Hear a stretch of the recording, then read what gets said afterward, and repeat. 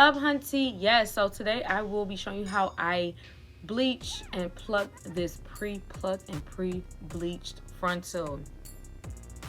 Now, one of my clients brought me this frontal and she got it from the beauty supply, which this was actually a really good frontal from the beauty supply. Like, it's by Ibiza.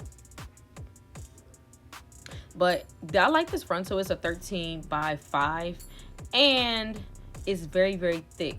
So I'm just gonna take my my baby bleach lights, about 1 ounce of bleach, about 1.5 ounces of developer, of 30 developer.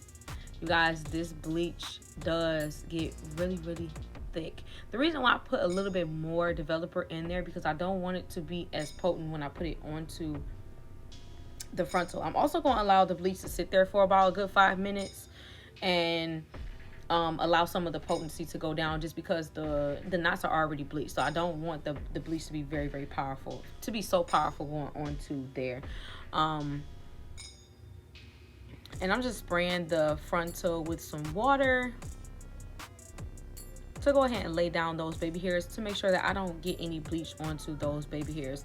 Now, you guys, sorry about if you see like any type of little things that come onto the screen. This was from a live video in the class, so I just took the video for you guys and then chopped it up and made a smaller video, and that'll be a lot better for you guys to follow. So right now I'm gonna start applying my bleach. I'm not applying it at the hairline itself, so I'm going to put the bleach on all of the knots behind the hairline first to allow all of those to start processing first, and then I'm going to go ahead and start putting all of them on. Oh, I was about all of them. I'm going to start applying the bleach to the hairline after that. So I'm just making sure that I have that all the way through there. I'm also going to hold my frontal upward instead of having it just sitting down on the table, because you don't want to have any mistakes where you push the bleach through. So for me, holding the frontal up in the air will allow me to get all of those knots. And I'm going to let this sit on here for about a good 30 minutes. You don't have to let it sit on there that long, but I already let the bleach sit out for a while, so I needed to let it sit for 30 minutes. And then I rinsed it out. I actually washed it with the purple shampoo one time and I rinsed that out. So now you see the knots are really, really orange after me doing that. They were already orange before, and yeah, they're even more orange. So in order to tone these knots up, I'm going to apply a really thick coat of this Ion Cool Blonde Purple shampoo, as well as I'm going to use a conditioner too to put on top of there. So I'm just spreading this bleach through here. The next thing I'm going to do is I'm going to go ahead and just lather all of that bleach up into that frontal. Okay, once I'm done putting this and massaging this all the way through to the into the knots, like, guys, when you're working with any type of bleaching or anything, it's cool to use purple shampoo and conditioner, but it needs to be rubbed and massaged into the hair to make sure that it's activated down to the cuticle, and make sure that that hair tones fully. Because if you just sit it on top of there, it won't tone it all the way, or you'll have some type of discoloration where some of it will be toned and a lot of it, and some of it won't be toned. So to avoid all of that, just rub both of these two products in there simultaneously, and I'm going to allow it to sit on there for I think I let it sit in there up to about 30 to 45 minutes.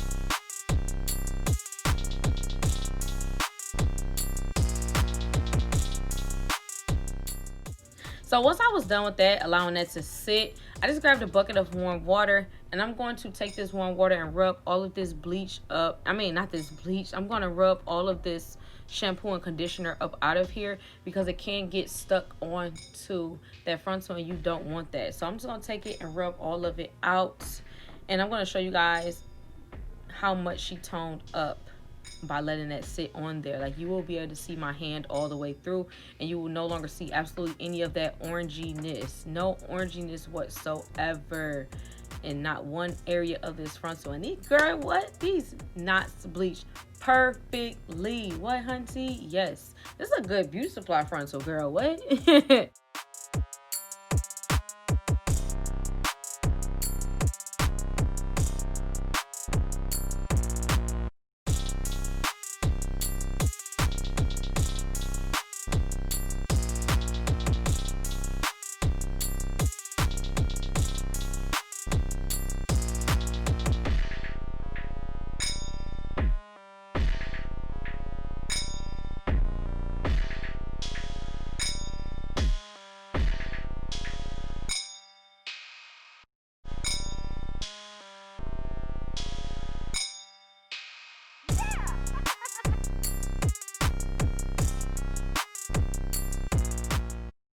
Hunty, those knots were bleached to perfection.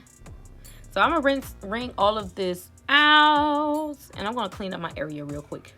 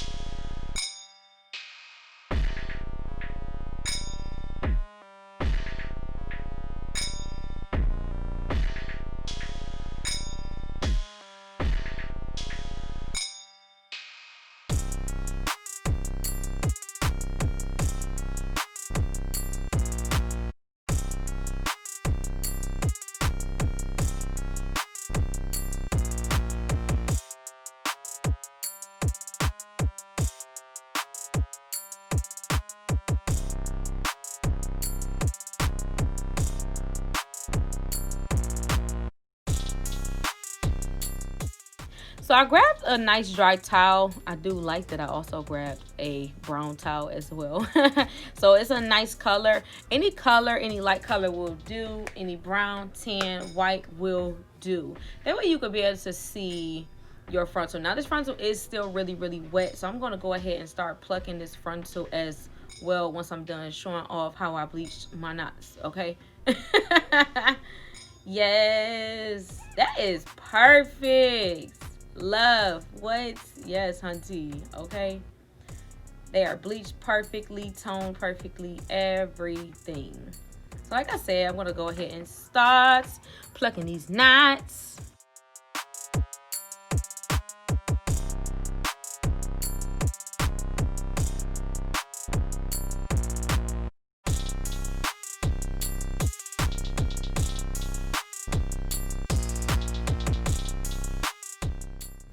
So of course it's always good to make sure that all of the hair is combed all the way to the back and all facing one direction. That way when I start parting the hair, I don't have to worry about the hair being anywhere out of order. So the first thing that I like to do when plucking my hairlines, I like to just break up that first line, which there is one straight defined line that goes all the way from one side to the other where they neatly put the knots into the frontal. So I want to break up that line because nobody has that line in their hairline. Not many people. Some people do. But for the most part, no. Your hairline cascades back and it trickles down. So you don't want it to be too thick in the front. So I'm going to get rid of that and break up that first line at first.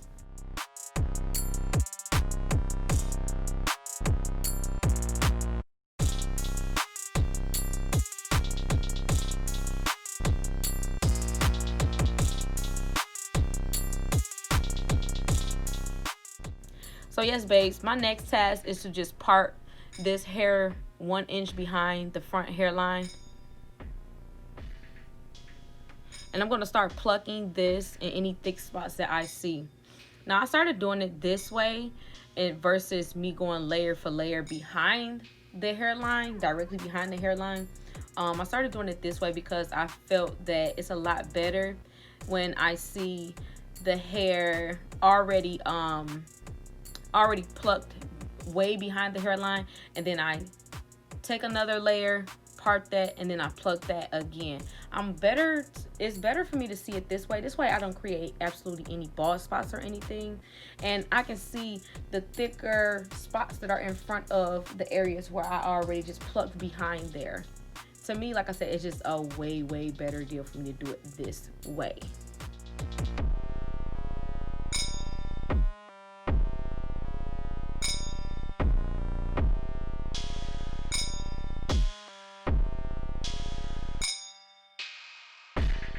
I'm gonna comb all of that hair all the way back, and I already did that front hairline anyway, so I don't have to do it anymore. I probably will go in and touch it up just a little bit, but you guys can see the difference on the density from the left side of this frontal to the right side. So exact same thing. I'm gonna part this 1 inch back and start plucking that hairline. Like I said, you guys, it's better for me to see it this way versus me starting from the front to the back. So I start from the middle of the frontal and work my way to the front. So I'm plucking all of the thick spots, of course. I'm not staying in one area more than I'm not plucking the area more than once. I'm plucking like areas that are close to it, but I'm not plucking the exact same area more than once. Plucking the area more than once, especially when the hair is wet, you can tend to pluck too much. So of course, same thing I did on the other side. I'm going to part this down the middle and start plucking again, hunty. Okay.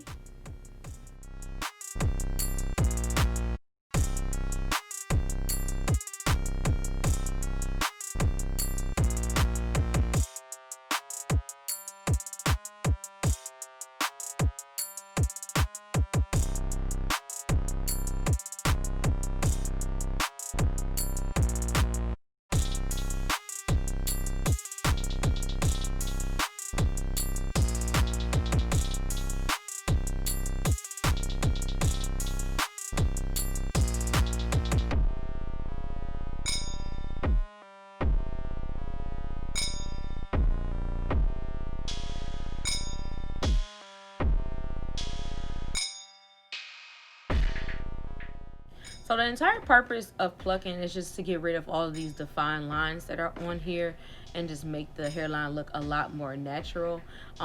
There are not only defined lines the way that I'm plucking it to the back, there are also defined lines that are down here close to where the front is. So I like to pluck those down behind the hairline, directly behind the hairline as well, and get rid of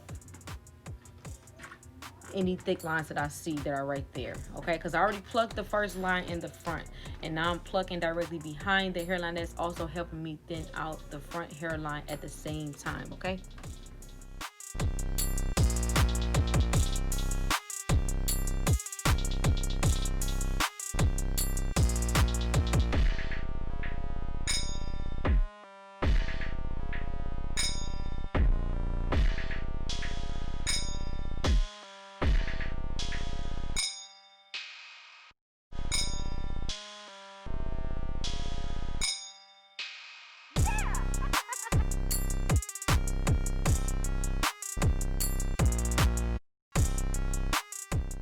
Now, the only part that I did not do too much attention to from the beginning is the top crown part where the widow's peak would be at if they had one, okay?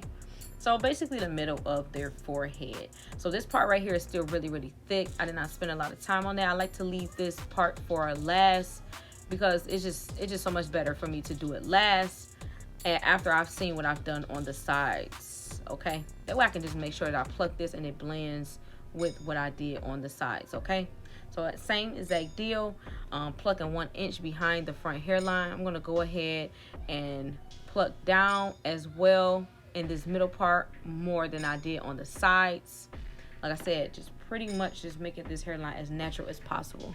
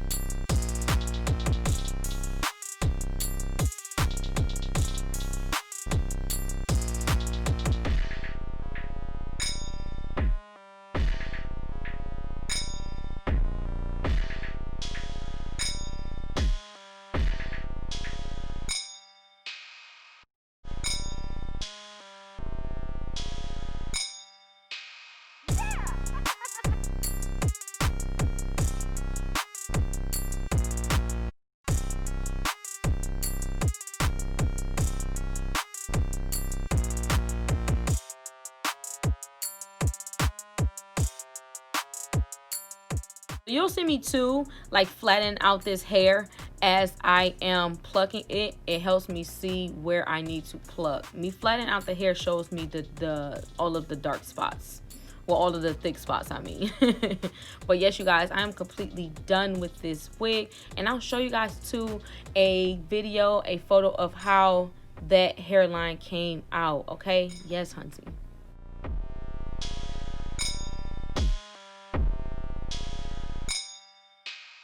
Yes, hunty, that hairline came out bomb. Yes, okay. Let me know what you guys thought in the comments below. This wig is a little bit bigger than my head size because it's not made for me. But yes, you guys, that hairline came out dope.